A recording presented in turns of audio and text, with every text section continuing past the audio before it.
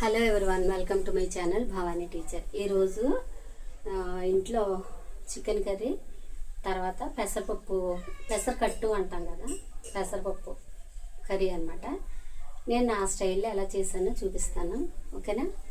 నచ్చితే మీరు కూడా అలాగే చేసుకుని ప్రిపేర్ చేసుకుని తినండి, చాలా బాగుంటుంది.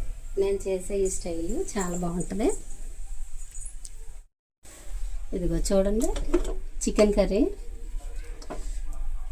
సండే కదా చికెన్ కర్రీ. తర్వాత ఇదిగో పెసరపప్పు. నేను ఈ పెసరపప్పు ఎలా చేశానో మీకు చెప్తాను. 1 కప్పు పెసరపప్పు తీసుకొని దానికి 4 కప్పులు నీళ్ళు బాగా 2-3 సార్లు కడిగి 4 కప్పులు నీళ్లు పోసి కొంచెం పసుపు, 3 పచ్చిమిర్చి, చిన్నవి కారంగా ఉండే పచ్చిమిర్చి, ఇదిగో ఇలాంటి పచ్చిమిర్చి, 3 పచ్చిమిర్చి చిన్నగా కట్ చేసి, 1 ఉల్లిపాయ కూడా చిన్నగా కట్ చేసి దీనిలో వేసి పసుపు కొంచెం ఆయిల్ వేసి ఉడికించాను అనమాట. బాగా దగ్గరగా ఉడికిన తర్వాత ఆ ఉడికే టైంలోనూ ఇదిగో చూడండి, ఇలాగా పచ్చి కరివేపాకు దూసి వేసాను అనమాట.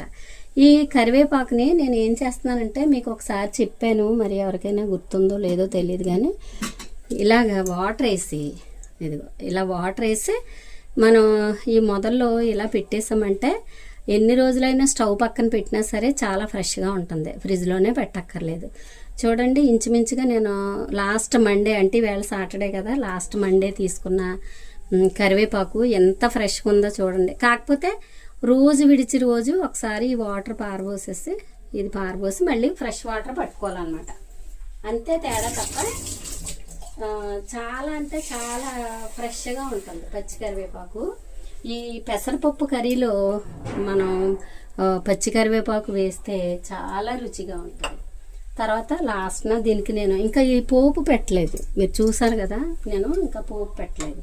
ఇలాగ చిక్కగా అయిపోయిన తర్వాత ఆయిల్ వేసి ఉడికించాం కదా, ఆయిల్, కొంచెం పసుపు, కొంచెం నూనె, అదే 1 ఉల్లిపాయ, 3 పచ్చిమిర్చి చిన్నగా ముక్కలు తరిగి 1 కప్పు పెసరపప్పుకి 4 కప్పులు వాటర్ వేస్తే కరెక్ట్గా అలా ఉడికిపోయి ఉందన్నమాట. ఇది కొంచెం లాస్ట్న కొంచెం ఉప్పు కలిపేసి అలా ఉంచేస్తే సరిపోద్ది, మనం ఇంకేమీ వేయక్కర్లేదు. ఎంత రుచిగా ఉంటుందో. దీన్ని నేనైతే పప్పు కూర అంటాను, పెసరపప్పు కూర అంటాను. మరి మీరు ఏమని పిలుస్తారో కామెంట్ చేయండి, ఓకేనా? చూసారు కదా ఎంత బాగుందో. ఈ పెసరపప్పు కర్రీకిను ఈ చికెన్ కర్రీకి మంచి కాంబినేషన్, చాలా బాగుంటుంది. ఇప్పుడు సమ్మరు, అది కాకపోయినా చికెన్ కర్రీ అది కూడా వేడి కాబట్టి పెసరపప్పు కర్రీతో కాంబినేషన్ పెట్టుకుంటే మనకి వేడి చేయకుండా ఉంటుంది, చక్కగా నార్మల్గా ఉంటుంది అనమాట. ఎలాంటి హెల్త్ ఇష్యూస్ రావు. ఓకే, మీరు కూడా అలా చేసుకుని తిని హ్యాపీగా ఉండండి, ఓకే?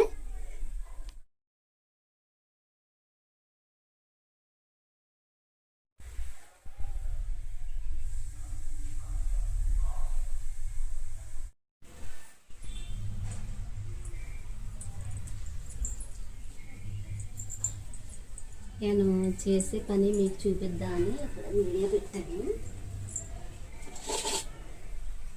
చూడండి, ఇవి చింతకాయలు అన్నమాట. ఇవి ఏంటంటే గుల్ల అంటారు వీటిని. ఇవి కిలో వచ్చి 50 రూపీస్ ఎంతో పడింది. ఇది తీసుకున్నాం అనమాట. ఇది చేస్తున్నాను, ప్రాసెస్ చేస్తున్నాను. ఎలాగంటే ఇది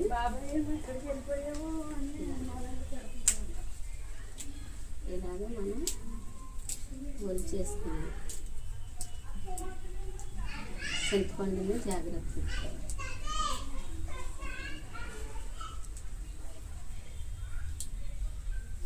బయట చల్లగా ఉందని చెప్పేసి నేను ఇక్కడ కూర్చున్నాను.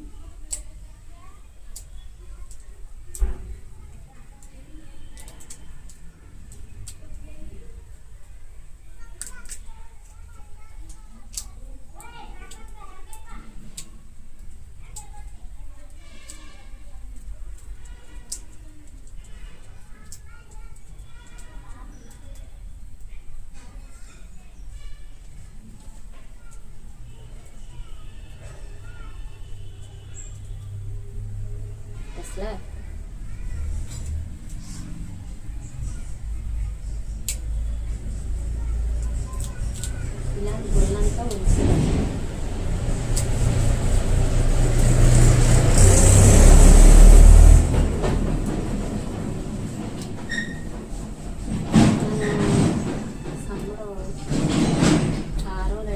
చేసుకోవాలి. చింతపండ్లు, పచ్చళ్ళు, వడియాలు,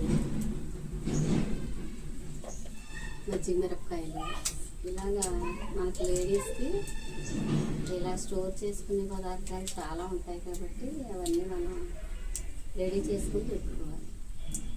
ఇప్పుడు సమ్మర్లో రెడీ చేసుకుంటే మనం ఇయర్ అంతా కూడా హ్యాపీగా గడపచ్చు. ఇది చింతపండు చాలా బాగుంటుంది, చారు, పప్పు చారులోకి అద్భుతంగా ఉంటుంది.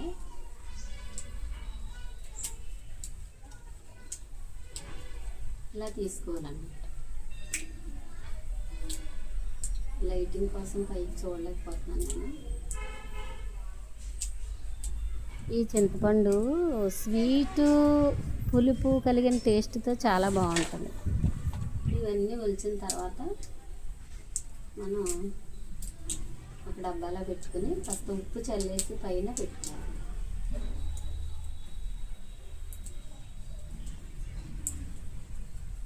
ఓకే, ఇవన్నీ తీసిన తర్వాత చూపిస్తాను.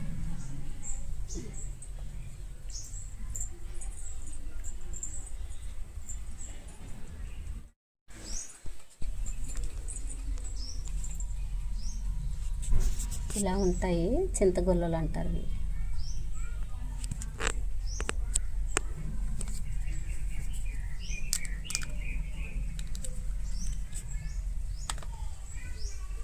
ఇలాగా కంప్లీట్గా ఒలిచేసాను.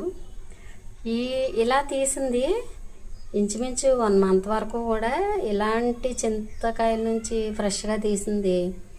దీంతో పులుసు పోస్తే పప్పుచారు, చారు, సాంబారు ఇలాంటివి ఎంత రుచిగా ఉంటాయో చెప్తారండి. అది